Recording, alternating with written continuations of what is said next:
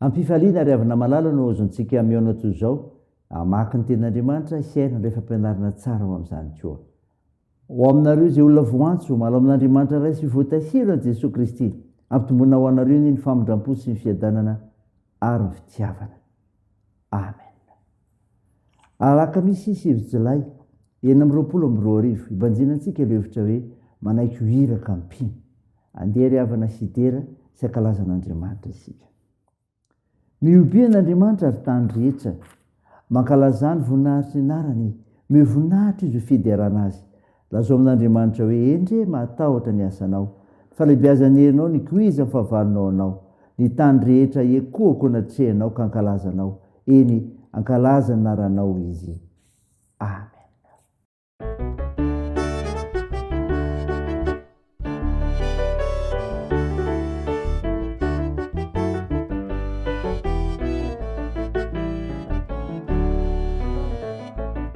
Sambatra ny olony izay tsy mandeha eo amin'ny fisaina ny ratsy sy fanahy. Sambatra ny olony izay tsy mijanona eo amin'ny falehany ireo mpanota. Sambatra ny olony izay tsy mipetraka eo amin'ny fitoerany mpaniratsy, fa ny lalany Jehova no sitrany. Sambatra ny olony izay tsy mandeha eo amin'ny fisaina ny ratsy sy fanahy. Sambatra ny olony izay tsy mijanona eo amin'ny falehany ireo mpanota. Sambatra ny olony izay tsy mipetraka eo amin'ny fitoerany mpaniratsy, fa ny lalany Jehova no sitrany. Fa ny lalany Jehova ihany no sainy ny andro aman'alina, tahaka ny azo izay ambolena eo amorony rano izay velona, izay mamoa amin'ny tena fotony ny raviny kio sy alazo, ary ny asany kio lavoraryo. Sambatra ny olony izay tsy mandeha eo amin'ny fisaina ny ratsy sy fanahy.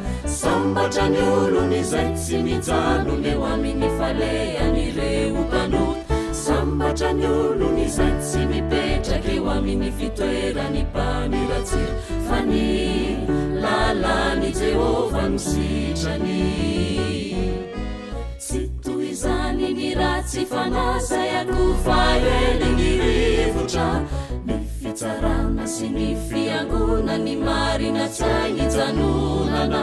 Jehova malala ny lalany marina fizy no ratsy fonenana, hoa ny amin'ny faverezana. Sambatra ny olony izay tsy mandeha eo amin'ny fisaina ny ratsy sy fanahy. Sambatra ny olony izay tsy mijanona eo amin'ny falehany ireo mpanota. Sambatra ny olony izay tsy mipetraka eo amin'ny fitoerany mpaniratsy, fa ny lalany Jehova no sitrany.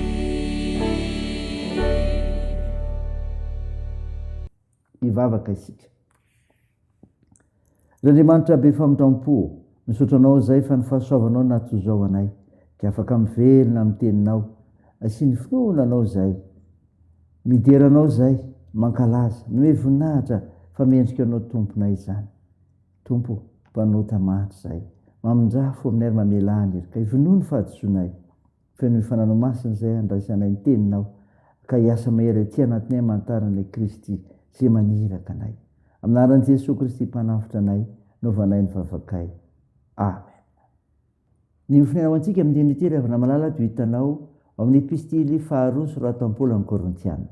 Korintiana faharoa toko 5, manomboka eo amin'ny 9 fa 9:1-20. Mivaky toy izao aminaran'i Jesosy. Koa dia tsy mahalala olona intsony araka ny nofo isika. Eny, na dia nafantatra ny Kristy araka ny nofo aza isika, ankehitriny dia tsy fantatsika araka izany intsony izy. Koa raha misy olo ao amin'ny Kristy dia olom-baovao izy. Efa lasa ny zavatra taloha, indreo efa tonga vaovao reo.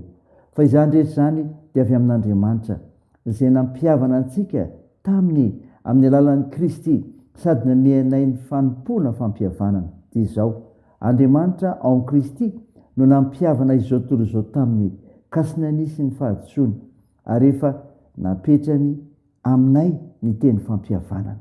Koa dia iraka solon'i Kristy izahay, toan'Andriamanitra mampangataka anay aminareo. Solon'i Kristy izahay ka mangataka indrindra aminareo hoe mihavana amin'Andriamanitra ny ianareo. Izay tsy nahalala ota dia efa nataony ota monjy antsika mba ho tonga famarian'Andriamanitra ao aminy kosa isika. Amen. Ray masino, manamasinana anay amin'ny fahamarinana, ny teninao ny fahamarinana. Amen. Ravina malala ho aminao trano ny fiadanan'ilay Jesosy Kristy ilay mpamonjy antsika. Mofinaina vakina tamintsika teo, Korotiana 4:1-20 fampianaran'i Paoly malaza loatra ny amin'ny tena pino tokoa. Fa isan'izany ny voninahitra momba ny raharana ny andrenan'ny apôstôly sy ny fioarana izany ny voninahitra ny lalàna.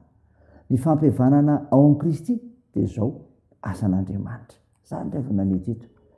Ny fampihavanana ao amin'ny Kristy dia asan'Andriamanitra. Toy ny 9:20 fa izany rehetra izany dia avy amin'Andriamanitra izay mampihavana antsika taminy. Fitiavan'Andriamanitra ravina malala na ny raha ny zanany hoe ty amin'izao tontolo izao. Ka ny famonjena nataon'i Jesosy Kristy dia asan'Andriamanitra mahadidio. Ny mpino kosa no mamaly sy manohy mamaly ny fanekena vaovao ao amin'ny alalan'ny fibebahana sy finoana ary ny asa tsara.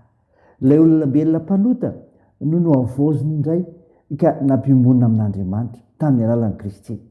Andriamanitra no manova ny fahamarinan'i Kristy tamin'ny fahotan'ny olombelona mba hamonjena antsika olombelona. Tonga namana, tonga akonan'Andriamanitra masina isika ankehitriny no ny asan'Andriamanitra tao amin'ny Kristy. Ny fampihavana ao amin'ny Kristy dia izao napetrany tamin'ny irany. Toy ny 9:20 koa dia iraka solon'i Kristy izahay, toan'Andriamanitra mampangataka anay aminareo. Solon'i Kristy izahay ka mangataka aminareo. Ny fiangonana tao Korinto ravina malala dia tia miangona saingy nanadino ny asaribidiny famonjena nentin'i Jesosy Kristy ho azy ireo. Ka na dia efa isan'ny fiangonana azy izy dia ny fanaon'jetilesa ihany nataony. Izany natonga amin'ny Paoly nanamafy indray ny maha-apôstôly azy tamin'izy ireo. Antsoina hiavana amin'Andriamanitra ny olona mbola variana amin'ny fanaony izao tontolo izao. Andraikitra nankian'Andriamanitra ampino ny taonany hafa hiavana amin'Andriamanitra amin'ny alalan'ny finoana an'i Kristy. Tsy voatery ho resy lahatra amin'izany ny olona fa izao tanterao ny iraka nampanaoviny tompo anao. Zay ry havana, saina izany dia n'Andriamanitra ny voninahitra. Amen. Hivavaka isika.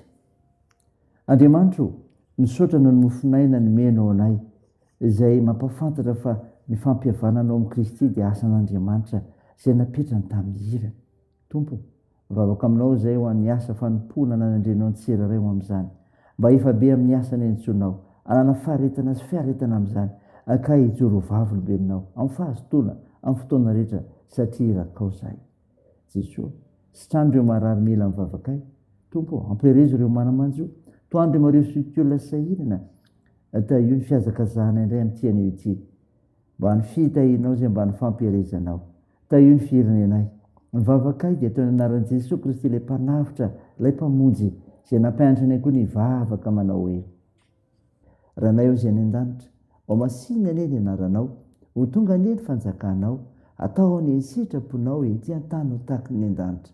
Meonay ny anina sahaza ao anay, ary mamela ny elokay tahaka ny namelanay izay miloka taminay, ary aza mitondra anay amin'ny fakapanahy, fa manafany amin'ny ratsy, fa anao ny fanjakana sy ny hery, ary ny voninahitra mandrakizay.